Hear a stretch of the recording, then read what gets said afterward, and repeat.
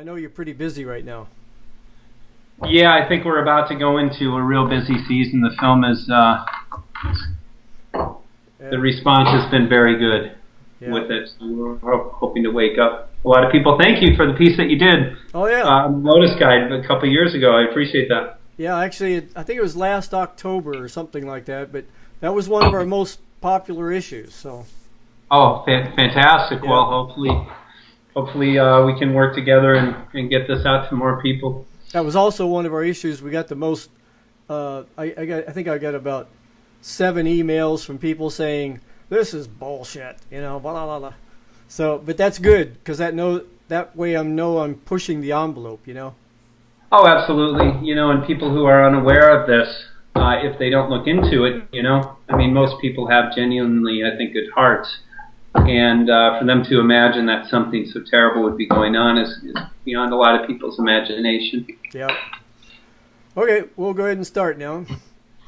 Okay, are you going to cut this or just do a live feed? Or are you going to edit? I'm going to edit it, put it on YouTube, then transcribe it from there for the magazine, and it'll be on the YouTube channel too. Great. Maybe you could intercut some trails and stuff. Oh yeah. Too. Oh yeah. I'll blend in some pictures and I'm getting this all down, Michael, little by little.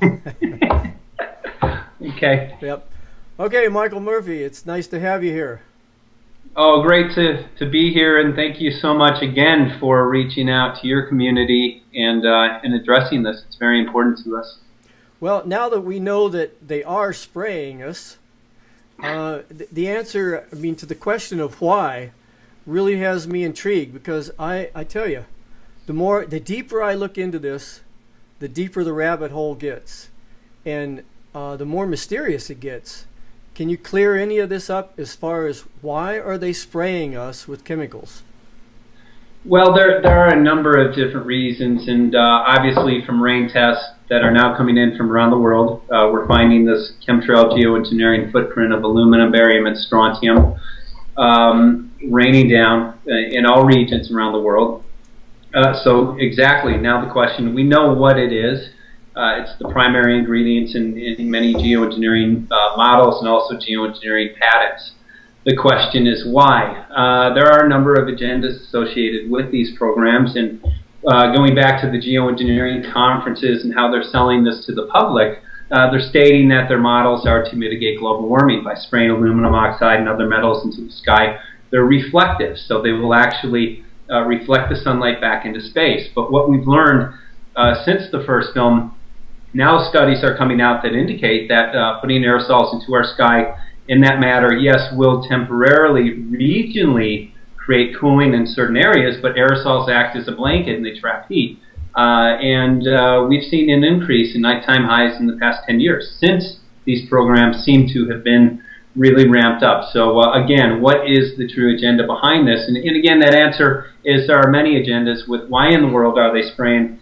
We focused on the weather control aspect of this, and without question, I've been to aerosol research conference, I've spoken to meteorologists and many scientists and professors who focus on aerosols. Aerosols are required to be in our atmosphere to manipulate, modify, and essentially corporatize our weather. So by putting in different types of aerosols, which hopefully we'll get into that dialogue, enables these corporations to control our weather and corporatize. And there's a tremendous amount of both monetary and political power that is consolidated through the control of our weather. Well, corporate greed is definitely not an oxymoron. So I think some of this could be pure out greed for the chemical companies and the corporations involved. But there has to be deeper reasons why they're doing this, Michael. And without getting too conspiratorial and getting on shaky ground, what do you know for sure is some of the underlying reasons why they're doing this? Well, weather control is geoengineer David Keith. He made a statement about a year and a half ago. He said geoengineering gives man godlike power, and weather control does just that. So through the use of our weather at the very, very low end of it, with why in the world are they spraying, we We investigated, what areas, what corporations, who would be interested in controlling the weather. And to be honest with you, when I first heard about this idea of weather control, I said, why would somebody want to control the weather? Before we get too deep into that, though, I'd like to just briefly go over how some of the science and how the chemtrails, how the geoengineering programs relate to the weather. And back in October, I went to an aerosol research conference in Orlando, and I learned that aerosols in our sky can actually impact weather. And aerosols, and geoengineers are open about this, and we covered in Why in the World Are They Spraying? These tiny particles that they're spraying in our sky, they act as cloud condensation nuclei. So when moisture forms, typically in a natural environment, it will condense and rain. What we're seeing today, we're seeing these particles attract the moisture, and it drifts, and it does not rain. Geoengineers are very open about the fact that their programs create drought. We are now in a global drought. If you look at the Global Drought Monitor, that's because of these programs. But typically what happens in the area that you're at in Northern California, where the storm fronts come in, very heavy trailing right on the coast. Oh, yeah. And the rain that should be falling in your area actually drifts over the Continental Divide, and it falls in the Midwest. And that's why you're seeing droughts in certain areas, floods in other areas. So by putting different aerosols, depending on what the chemicals are in the sky, they can either destroy a storm. We see a lot of times the planes spraying thunderheads, beautiful clouds that look like they're going to rain. After they spray them, they just dissolve. Or they can build clouds by putting certain chemicals in and then build storms. That's one of the technologies. Some of the other technologies, if we go back to what we're finding in the rain and what geoengineers claim they're not spraying but say they want to spray, it's aluminum oxide. And aluminum oxide, geoengineers say, is very reflective, and that would be a type of particle that they would want to put in the sky. However, we also have found that aluminum is a very effective conductor in the sky. So we noticed 500 miles ahead of a storm, heavy trailing, real heavy trailing. And the reason they're doing that is aluminum being a conductor, they have the ability through the HARP system, through other technologies, to heat the atmosphere. And what does the heating atmosphere do? It expands and it rises. And through that rising, it creates a low pressure system and literally enables these entities to steer storms. So again, through the use of this very basic technology, they can create droughts in certain areas, send rain into certain areas. So I know it was a long-winded answer, but getting back into your question of why. Again, weather control at the very least, our militaries are interested. And this is something that we dug into. Weather control has been used as early back as the Vietnam War, where the U.S. government flooded out the Ho Chi Minh Trail in a project called Project Popeye. So it's a very effective tool in creating a battlefield denial. If you can attack your enemy through the use of what appears to be natural systems, then you have a battlefield advantage. And I know, looking back to the war in Iraq, I remember the headlines. Iraqis face tremendous sandstorms in the desert. And back at that time, I wasn't aware that these technologies existed. However, at this time, now looking back, it appears that was the reason. It did give the U.S. An advantage for that. So militaries, in essence, we're very interested in this throughout history. There was a treaty called the NMOD Treaty, which, because these technologies exist, and according to certain papers, they were, to the military, to the U.S. military, a more important weapon than the atomic bomb. That's how effective these were. A treaty came about, and it was called the NMOD Treaty, which effectively banned countries from using this technology in warfare applications. Is it being used today? Absolutely. The loophole in this treaty was the countries could use it over their own soil. So when you manipulate and modify weather, you can literally do an atmospheric input and affect weather thousands of miles away. And that's what we're seeing through the use of these programs. So at the very least, there's an interest of the military, but we know that military controls financial markets. Are controlled by corporate interest. And one of the things that shocked me, that we came about in the film, weather is being traded as a derivative on the Chicago Mercantile Exchange. So there are mechanisms. There are mechanisms where people can make billions of dollars based on their knowledge of weather. And I'm not saying everybody working with these derivatives is, on the take or in cahoots with the people who are spraying and controlling the weather. But let's say if you have a crop in the Midwest worth $5 million, but you insure it through these derivatives for $10 million, you can make a lot of money if those crops dry up and fail. And that's what we're seeing. The people who have the foreknowledge of the weather, because most people believe the weather essentially is not predictable in long term, that simply is not the case now that this weather control is around. They have the ability, again, to make billions of dollars annually just through investing in these derivatives. And it's also very effective. We're seeing now a lot of farms go under. We're seeing because of their crops are dying. So it's a very effective land grab. We cover in the film George Soros. There's a company now, when these farms are either through floods or droughts being destroyed by this weather, George Soros is coming in. He's buying the farmland at pennies on the dollar. So it's very connected to, looks like it's connected to Agenda 21 objectives to get farmers off of their land and pack people into the cities.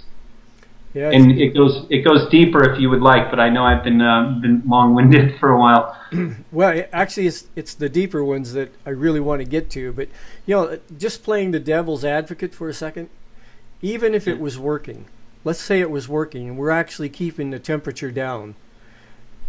If the temperature of the planet is naturally rising, which it might be, whether humans are part of it or not, the temperature of the planet is naturally rising.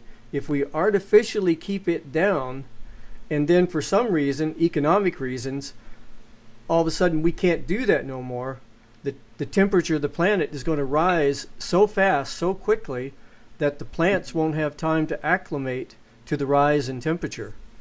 And, Alan Robach, one of the top geoengineers, says just that. He says, if we were to start these programs, it would be next to impossible to stop it. Because, just as you said, the temperature would rise. Guess what? They have started these programs. And in putting aerosols in, we know from the first film that they do sterilize our soils. We know that they do destroy our ozone. We now have a huge ozone hole over the northern hemisphere.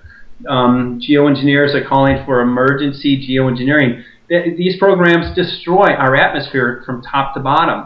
We have a UV index now that used to be from 1 to 10, now it's 1 to 15. People are beginning to notice, including myself, when I go out into the sun. I used to be able to stay out in the sun all day. Now I'm burnt within an hour, hour and a half. That is because our UV index, that is because our ozone is being shredded and literally destroyed.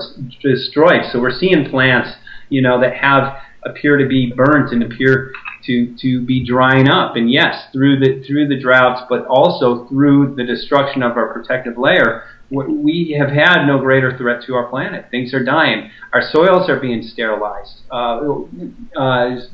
Organic farms now are having trouble growing. We were on Maui, Hawaii. I interviewed 2 farmers, and everything's dying there. I was there in the winter, in the rainforest, and the Hawaiians told me, they said, during the winter, when the rains come, we expect things to get more green. They said, when the rains came this year, everything died. And tests came in from the island, very heavy amounts of, again, aluminum, barium, strontium, primary ingredients in these programs. But the farmers who we interviewed had between a 60 and 70% decline in their yields over a 10-year period. So we're seeing very significant changes, but there's a corporate solution. Abiotic stress. Monsanto has a patent for it that addresses what's called abiotic stress. It's a genetically modified patent. What is abiotic stress? It's drought, it's heavy metal contamination, too much moisture. Everything that geoengineering creates, Monsanto has a patent. So if you look back at the weather disasters, we put together a chart which we cover in the film.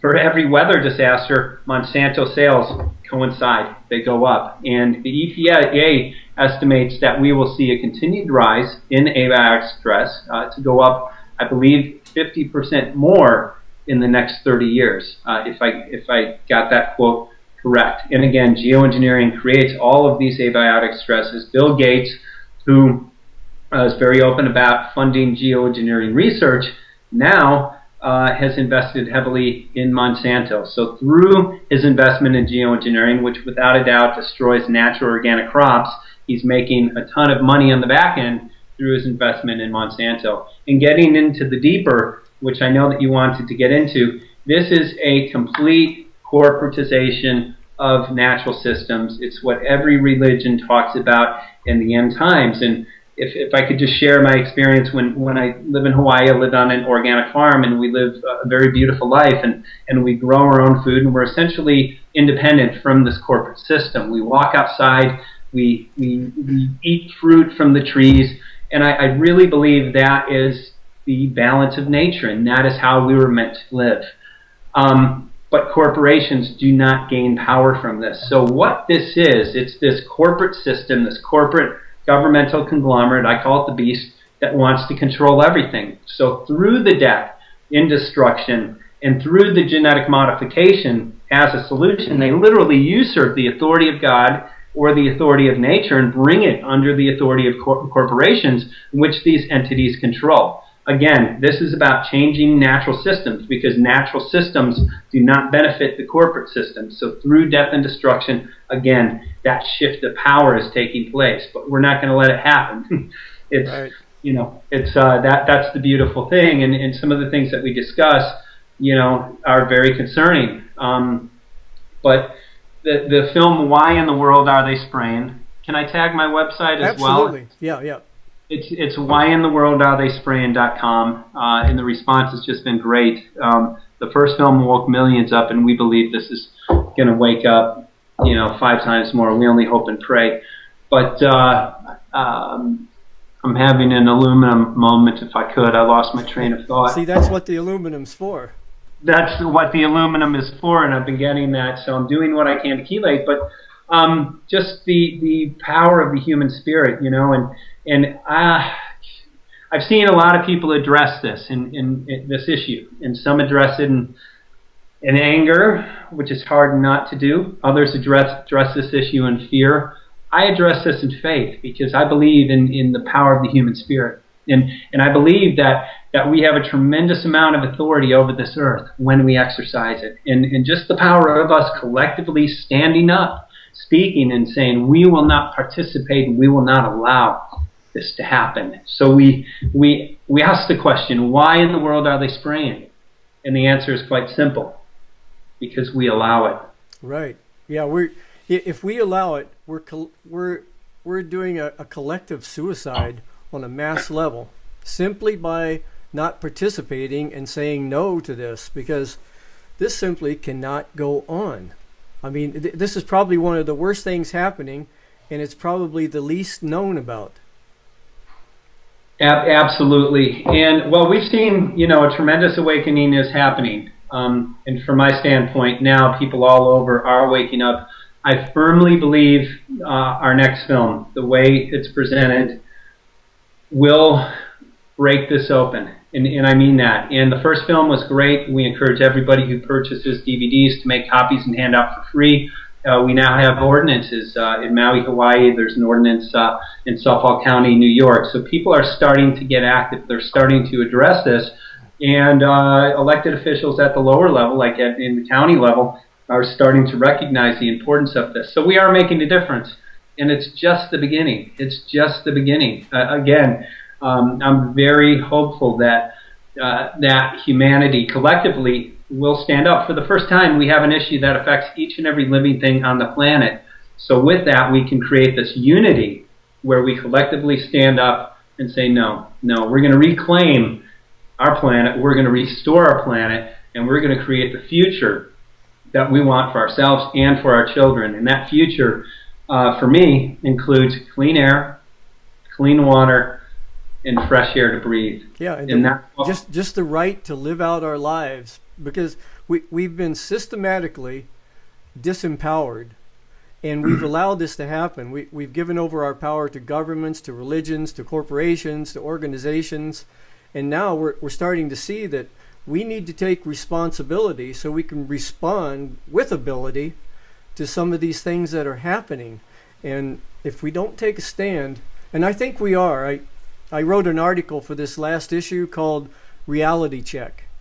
And basically it's, what if the masters, the spiritual masters were right? You know, it all starts from inside, but we have to do what we can do out there.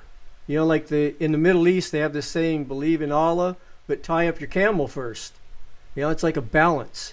You have to do what you can do, make documentaries, spread the word and everything, and at the same time do the inner work of transforming your consciousness to a higher level, because whatever the problem is that we're talking about, we really don't know what the answer is yet, because it's going to come from a higher level of consciousness. But we've got to slow this thing down so it doesn't destroy us before we can get to the point of transformation. And yes, and I believe that transformation is happening. And it was interesting when I started both films. I had no intention of starting a film, and the pieces came together. When I took the step forward, I was like a magnet, you know, and I saw the higher power working and putting things into place, and that's how I became aware that yes, I'm supposed to be doing this. This is not something that I want to do. It's not something that really any of us who are involved in want to even address. I would like to wake up tomorrow and say this is not happening and go on with my life. But we're called to address this, and in doing so, we have that help. We have that power. We have that guiding. We have that leading, and that is when the miracles happen. And when people begin to realize the power that we have and that can manifest through us, right, when addressing this, that's when we will see change, and that's what's happening. So that transformation starts within each and every one of us. It starts with a consciousness in the awakening, and then manifesting that power through us. And it's happening, and it's a beautiful thing, you know. Yep. It's you know, the last thing I would ever want people to do is say, oh no, we're being sprayed. And I hear it all the time. People say, you know, oh no, we're powerless, we're hopeless, this is terrible, I don't want to look at it. No. That's the wrong way to look at this. Yes, some terrible things are happening, but we are the ones that have been called. And we have this wonderful, not only obligation, but opportunity to address it. We're the first generation in humanity that really has the ability to turn this boat around in an issue that, again, affects each and every one of us. This is not just an issue in Africa. This is not just a political issue in the U.S. This is humanity. This is our issue. This is the issue that we have been chosen to address, and it is happening. I'm very excited to be a part of this transformation, this awakening. And well, first of all, Michael, I think the movie's doing you. I'm not too sure you're doing the movie. I think the movie it's taking on a life of its own, you know. Yes. But you know, I talk with people all the time, and what comes up for me is whatever the powers that be are, and we could get into a long dissertation about who they are, but whatever that is, there was two things that they haven't counted on. One was the internet, this right here. I mean, this is amazing to be able to get out to so many people. But two is women coming into a power positions of influence where they can really start making influential decisions, and at the same time men stepping aside and walking side by side with women to let this happen, because right now we need nurturing energy more than ever. And it seems like women and men that are balanced are really, really connected with the energy and the consciousness of the planet and what the planet needs. I mean, this is our home, our only home, maybe, but for now, it's our only home. This is our home. It's being destroyed right now, so we have to stand up and reclaim it. And that reclamation is happening. It is. Well, the transformation is happening. We're going to let you go right now because I know you're busy, but I'm going to help you get the word out, and maybe shoot me an email later and give me your mailing address, and I'll mail you a few magazines when they come out. Oh, that sounds wonderful. I'll reply to it right now, and you're welcome to use the trailer as well. We have two trailers. I actually have the trailer on my blog. Awesome, thank you so much. Yep. Yeah. We're already out there, Michael. All right. Thanks for all your work. If there's any artwork or anything that you need for the magazine, please contact me, and I'll get you out some of our artwork. Okay. We have posters on the website. You might be able to pull from that. You should be able to pull from that. But I'm very appreciative of all of your support, everything that you've done. And I know you got the magazine out into every public place. And, how important that is. Yeah, we spread that thing around. I know you do. It's awesome. All right, Michael, you have a good day, and thank you very much for your time. All right, thanks. All right, bye-bye. Blessings.